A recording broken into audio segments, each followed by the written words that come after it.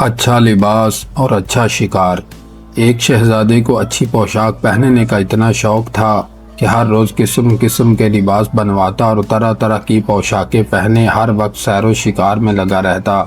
ایک دن باپ نے فرمایا، بیٹا تم شہزادے ہو، تمہیں ایسا لباس پہننا چاہیے جو دوسروں کو نہ مل سکے۔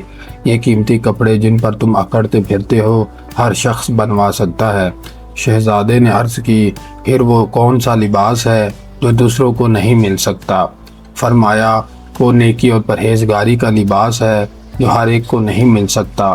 یہ زری کے کپڑے تھوڑے دنوں میں پرانے ہو جاتے ہیں، مگر نیکی اور پرہیزگاری کا لباس ہمیشہ نیا رہتا ہے، نہ کبھی پھٹے اور نہ میلا ہو۔